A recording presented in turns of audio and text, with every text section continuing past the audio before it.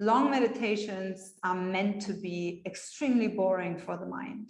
And they are not meant to give some nice tingling and nice states. They will, inevitably, but the road that leads there is not necessarily comfortable, nor is it particularly nice and interesting.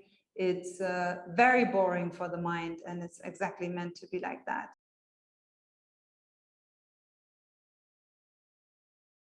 Meditation practice. Something that we've noticed, both in ourselves, like Uriel and I, both in ourselves and also in our students, is that we will sort of have different stages of moving towards, let's say, more and more perfect kind of meditation, which is completely normal and is completely fine to be like that. But what we want to do now is just to name for you some of the stages that we've observed to sort of know what might be the next stage for you. So one thing that I find very helpful in my own meditation practice is to understand, I am, just because I sit down, I cross my legs and I close my eyes, that doesn't mean now I'm meditating, right? But all of a sudden, I need to actively and consistently do something inside in order to re-enter, so to say, the meditation state over and over and over again, right? That's somehow the tricky part with the meditation practice. So it's not something very evident. It's not something, I mean, of course, my teacher can feel a bit what's going on with me as I meditate, but it's not as evident, right? If I'm standing in a weird way in my headstand, it's very easy to correct me. But if I'm having a weird inner experience as I do my meditation, that's just something I have to deal with myself. So what will happen just by, let's say, the way that meditation works is that we will need to use some sort of, crutches that allows us to go within ourselves from not being a meditator to being a meditator, because the whole point is, right, that you're learning to meditate. So you're going from something that you can't yet do to something that then eventually you will do. And on the way, you need to use some sort of tools to bring you there, right? Because there's nothing outer that can be really done for you. Now, evidently, we've been using a bunch of different tools in class, and this class actually, in whatever class you're in, we've been throwing a variety of tools at you. May it be square breathing, or may it be just counting as we meditate, may it be taking little pauses in the breathing process, even if it's not a full square breath, but just taking a little pause as something that brings a spark of awareness, a spark of awareness, a spark of awareness. So all these different tools that we are using, like the methods of meditation, they are not meditation. I mean, we've been studying that within this course for sure in depth, and I hope it's clear by now. Meditation is an inner state, and the tools that we are using are just tools to get us to that state. But they are just that. It's like the car is not the destination. The car is what brings you to the destination, right? And once you arrive at the destination, you get out of the car. You're not like, okay, no, that's it. I mean, I drove this car all the way here. I'm going to sit in the driveway the whole weekend and ignore my family. It's not what you're going to do, right? So the point being that in this process of moving from being a non-meditator to being a meditator, which is something that needs to happen inside, and in the process of using tools, using crutches, if you will, and then eventually discarding them, there's a bunch of, let's say, stages that you could observe, and there's also a bunch of temptations that you might face. And just to make it very simple, you can distinct for sure 3 stages at least. And somehow what I find is that the first stage of meditation practice is that you're not actually doing anything. Yeah, it's a very interesting stage, which is like, oh, I'm sitting here with my eyes closed, and when the grace hits, it hits, and mostly I remember to do whatever I'm supposed to do. You know, maybe I'm doing the Laya yoga method, and I'm mostly doing, you know, and most of the moments I'm doing some of the steps. They get all mixed up because, you know, my mind is not yet so focused. And you know, if I'm doing a meditation on the self, I sit and exist, and then I think about stuff, and then I hope that I'm also existing while I'm thinking about stuff. And then, you know, so it's this sort of, the first stage is just this random, just mixed bag of what we are doing there in meditation, and barely are we meditating at all, right? So we will have moments of total grace, amazingly entering I don't know what wonderful states. This is also typically what would keep you in this stage. That's the temptation that will keep you in this stage, which is like, oh, sometimes I have great meditation. So, you know, clearly I'm doing something right here. Well, clearly, you know, the grace is hitting you at times. It's maybe rather correct. So in order to move on from this kind of mixed bag stage, which is, you know, sometimes great, mostly confused, doing something, not doing something, whatever it is of course to make a choice, to move from some scattered something nothingness to, okay, we're doing something systematic here. Yeah, so we're moving from mixed bag to systematic, from just acknowledging the inner agitations, confusions, to, okay, let's do something systematic about it. That will be the first stage, like overcoming the first stage. In the second stage, you would be, and this is again a very simplified model, but you would probably be using quite systematically some methods. And you would be maybe using some methods that you were taught in class or in wherever you picked it up, initiations that you received and so forth. And you might be adding other elements that you just felt are helpful.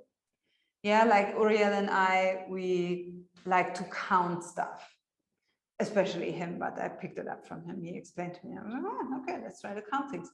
So we would maybe you know, sit in the moments of Laya yoga and listen, and then just count how long we can listen without interruption of any thoughts. And Uriel has like a ton of different, you know, just personal things that he will randomly do. Whenever he gets, you know, sort of used to one of his little tools, then he'll move to another one.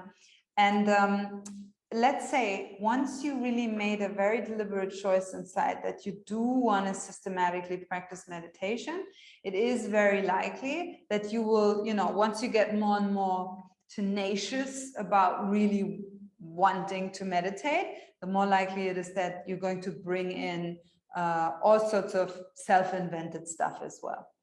Now, the temptation at this stage is to really get hung up and dependent on especially the self-invented things, and also to sort of maybe even get proud about, oh, look how I'm focusing because I came up with this brilliant thing of counting, or with this brilliant thing of, you know, envisioning the light in whatever thought is coming up. I put a light. Or I was in the very beginning of meditation practice, whenever I would have a thought, I would spill a bucket of white paint on it within my mind. That was one of the first inventions that I had. It's not at all terrible that we would have these kind of, you know, inventions of things to try to silence our mind.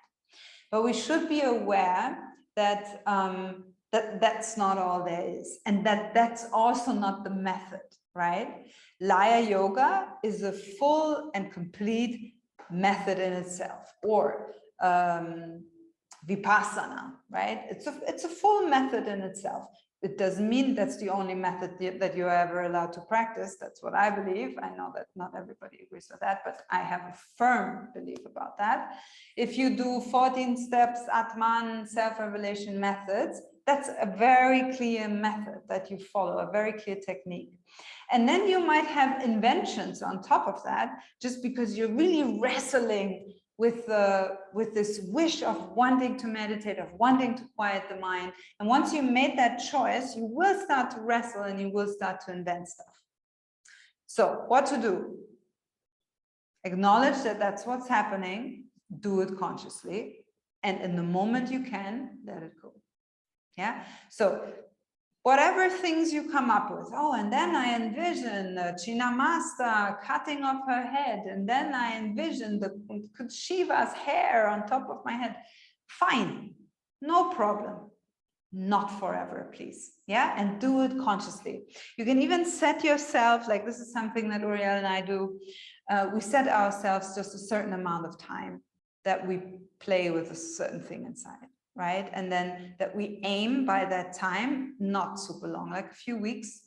And we aim by that time to have stabilized the inner state that method somehow, that invented method gives us, that we have stabilized that inside. Yes, so there's always the approach to move forward to what that method is trying to induce in you, so to say. Yeah, so you are doing there, you're vipassana, you're scanning the body, you're noticing your mind is going off for a stroll all 5 seconds, and you imagine your mind is a dog and you whistle and the dog comes back and sits. Yes, for 2 weeks. And then no more dogs, simply you stop the mind.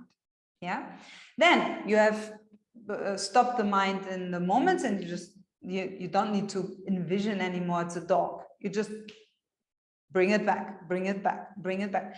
Now you're doing that. Okay, great. That's going very well. But you notice, okay, but I'm starting to tense my shoulders like this.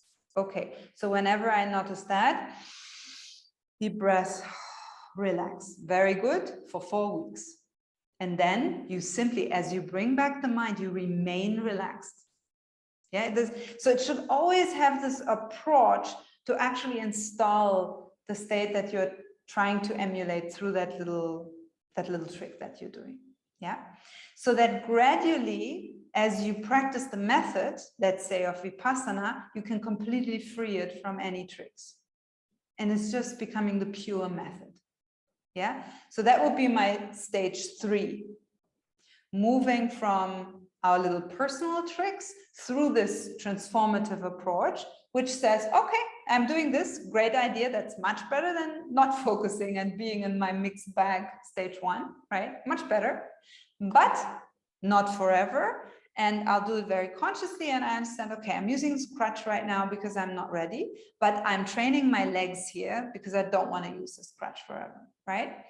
Throw away the crutch, and then we would move to stage 3, which would be practicing the pure method as is supposed to be. Maybe let's, because I'm in a creative mood, let's add also a stage 4 somehow. On the stage 3, when you're practicing the pure method, one temptation that could occur is that you become automatic in it, and that you actually might even fall back all the way to stage 1 without even noticing. Or that somehow every half year you feel you need to go back to stage 2 and you need to apply some crutches because you're just becoming automatized. Now, in stage 3, basically the same thing applies as in stage 2. You keep moving forward. That's the whole point, right? You keep observing what was my last most elevated state that I came to through the systematic practice of this method yesterday, and then I will repeat that today and take a step further.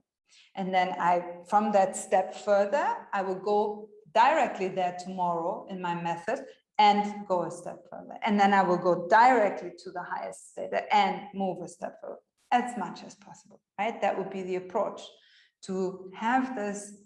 It is a ladder that we are using, because also let's not forget the method in itself, even though now it's a pure method and I'm not decorating it with all sorts of other little ninis, that is still a crutch. It's a method, right? To reach to the state of meditation. So also here, we have to have same approach, not to automatize, that's the temptation, but to just keep moving forward continuously.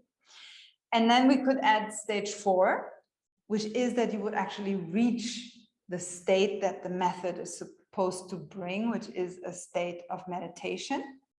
And then you would stabilize in it, even removing all crutches, including the meditation method.